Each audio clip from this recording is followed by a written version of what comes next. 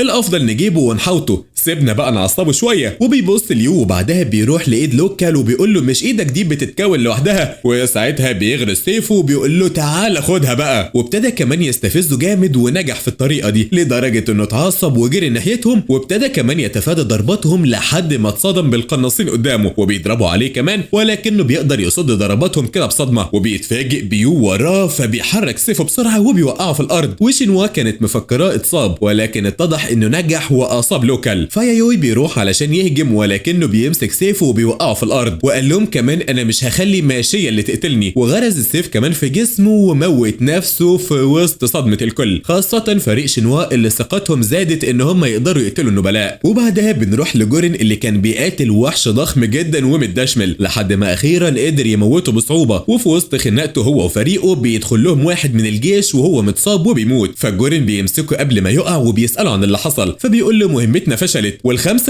اللي كانوا معايا ماتوا كلهم، انتوا لازم تروحوا للمدينه علشان في ناس كتيره مننا اتاخدت رهاين للفامباير. وقبل ما يموت بيقول له انا اسف ان انا فشلت، وبعدها بيموت في وسط حزن جورين. وميتو قالت له ده اكيد فخ منهم، بس الاكيد ان احنا كده كده هنروح لهم، ولكنه رد عليها وقال لها احنا هننضم لفرقه شينوا ونارومي وهنقتل كمان كراولي اوسفورد. وبكده بتنتهي احداث حلقتنا النهارده. اكتبوا لنا بقى في الكومنتات ايه اللي عجبكم، واستنونا بقى في ملخصات جديده يا اجدع متابعين. سلام.